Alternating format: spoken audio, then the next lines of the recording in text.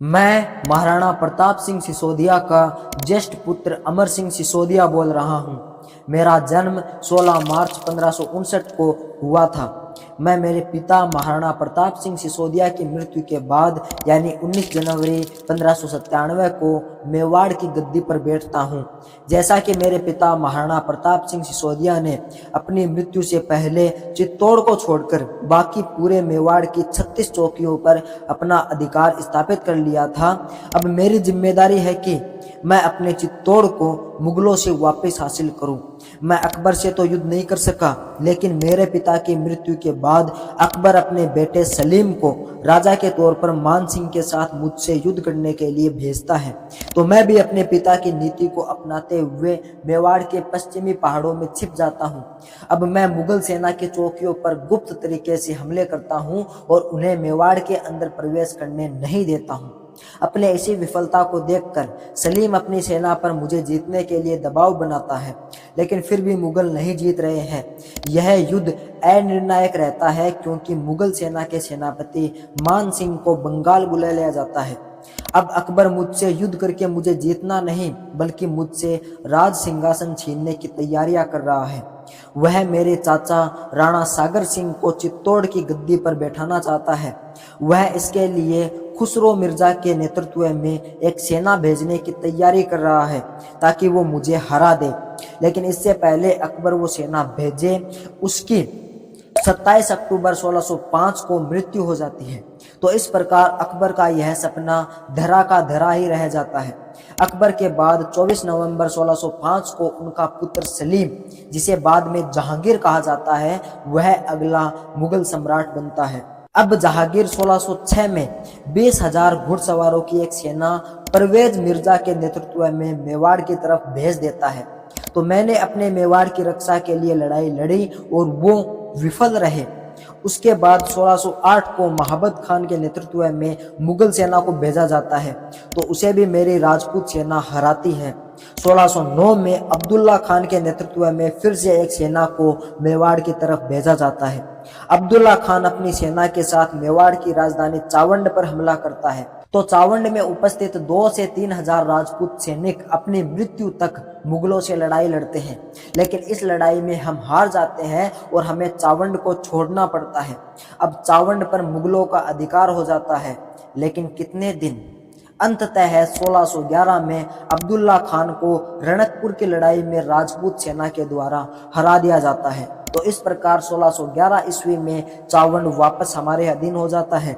1611 ईस्वी में राणा बसु को मुगल सेना की कमान सौंपी गई और अब उन्हें मेवाड़ पर हमला करने के लिए भेजा जाता है। उन्हें भी इसमें बार बार विफलता ही मिल रही है, तो उन्हें वापस बुला लिया जाता है। अब 1613 में राजा बसु के साथ बंगाल के चौथे सूबेदार आजम मिर्जा अजीज कोका को मुगल सेना के साथ मेवाड़ पर हमला करने के लिए भेजा जाता है। तो राजपूत सेना अब भी मुगलों पर भारी पड़ रही है। अब मुगल सेना की सहायता करने के लिए मुगल सम्राट जहांगीर स्वयं आता है। तब जहांगीर को अपनी बार बार की हार का कारण पता चलता है। वो जान जाता है कि मुझे और राजपूती सेना को इन पहाड़ियों के रास्ते पता है, लेकिन मुगल सेना को नहीं पता है, इसीलिए मुगल सेना हमसे बार बार हार रही है। अब जहांगीर उन पहाड़ियों के रास्तों के बारे में जानना शुरू कर देता है। आखिरकार 1614 ईस्वी में जहांगीर ने उन पहाड़ी रास्तों को भेजना शुरू कर दिया और मेवाड़ की चौकियों को धीरे धीरे अपने अधीन करने लगा। इस प्रकार जहांगीर की चतुरता से इस बार मुगल सेना हम पर भारी पड़ रही है। अब राजपूत सेना के पास युद्ध के लिए संसाधन भी खत्म हो चुके हैं, इसीलिए हम बार बार हार रहे हैं। अब मैं एक ऐसा कदम उठाने वाला हूं जिससे मेरे पूर्वज और उनकी वीरता कलंकित होनी तय है, लेकिन मेरे पास इसके अलावा दूसरा कोई रास्ता नहीं है अपने मेवाड़ और अपने लोगों को मुगलों की क्रूरता से बचाने का। तो मैं अमर सिंह सिसोदिया 1615 ईस्वी में अपने पूर्वजों का अपमान करते हुए मुगलों के साथ शांति संधि करने के लिए तैयार हूँ। मुझसे संधि करने के लिए जहांगीर का पुत्र राजकुमार खुर्रम, जिसे बाद में शाहजहां कहना था, वो आता है। इस शांति संधि की निम्न शर्तें हैं पहले मेवाड़ के शासक को मुगल दरबार में व्यक्तिगत रूप से उपस्थित होने के लिए बाध्य नहीं किया जाएगा, बल्कि राणा का कोई रिश्तेदार मुगल दरबार में सेवा करेगा। दूसरी, मेवाड़ के राणा मुगलों के साथ वैवाहिक संबंध नहीं बनाएंगे। तीसरी, मेवाड़ को मुगल सेना में 1500 घुड़सवार सैनिक देने होंगे। चौथी, मुगलों के अधीन आए चित्तौड़ और मेवाड़ के इलाकों को राणा को सौंप दिया जाएगा, लेकिन मुगल चित्तौड़ किले की मरम्मत नहीं करवाएंगे। पांचवी, मेवाड़ के राणा यानी मुझे 5000 जात और 5000 घुड़सवार का मुगल पद दिया जाएगा। तो इस प्रकार मैं इन सभी शर्तों को मानते हुए यह शांति संधि करता हूँ। आज मुझे बहुत दुख हो रहा है, क्योंकि जो महाराणा प्रताप स्वाधीन रहने के लिए जंगल में चले गए, घास की रोटियां खाए, लेकिन कभी भी मुगलों के अधीन नहीं हुए, और आज उनका बेटा मुगलों के अधीन हो गया है।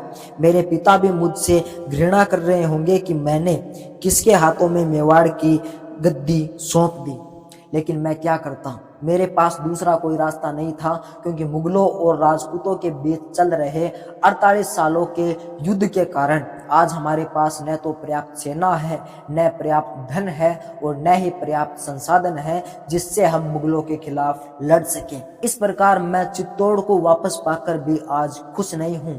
मुगलों के अधीन आने के बाद मेरे जीवन में शांति ही शांति है, लेकिन यह शांति मुझे चुभ रही है।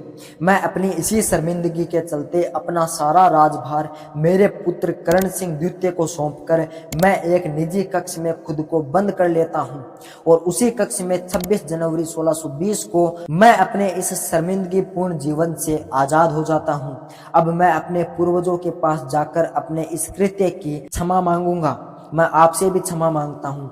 हो सके तो मेरी इस सबसे बड़ी गलती के लिए मुझे माफ करना। अलविदा।